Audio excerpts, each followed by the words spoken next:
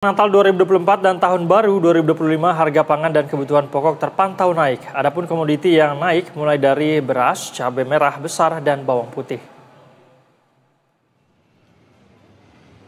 Harga bahan pokok yang mengalami kenaikan yaitu beras premium menyentuh harga Rp16.031 per kilogram. Minyak goreng kuning curah menyentuh harga Rp19.400.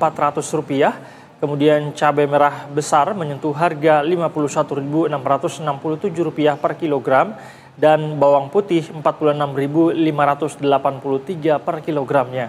Adapun kenaikan sejumlah komoditi ini akibat pasokan bahan pokok yang baru dipanen pada Desember dan pengaruh cuaca ekstrim mempengaruhi ketersediaan bahan pokok.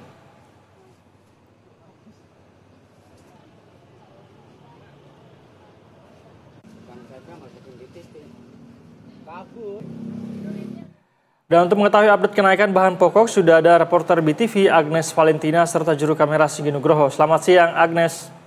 Apa saja nih bahan pokok yang mengalami kenaikan dari pantauan Anda di sana? Ya, selamat siang Said dan juga pemirsa BTV. Memasuki libur Natal dan juga Tahun Baru 2024-2025, beberapa bahan komoditi, bahan baku mengalami kenaikan.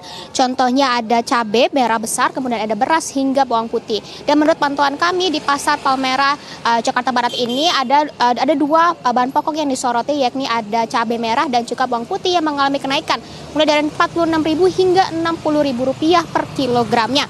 Kemudian berdasarkan informasi pangan Jakarta, dibandingkan dengan kemarin yaitu pada hari Kamis, pada hari ini sejumlah bahan komoditi atau bahan pokok mengalami kenaikan, yakni dari beras IR1 menyentuh harga Rp15.000 per kilo, kemudian ada beras IR3 menyentuh harga Rp14.000 per kilo, kemudian ada beras Sentra 1 atau premium menyentuh harga Rp16.000 per kilo, minyak goreng kuning curah menyentuh harga Rp19.400 per kilo, kemudian ada cabai merah besar menyentuh harga Rp51.000 hingga Rp52.000 per kilogram, kemudian ada bawang putih yang menyentuh harga di angka Rp46.000 per kilogram. Dan atas kenaikan ini sebelumnya Menteri Perdagangan Budi Santoso menyatakan telah memastikan dan bahkan mensurvei seluruh bahan pokok yang ada demi memastikan kebutuhan masyarakat di Nataru ini bisa terpenuhi.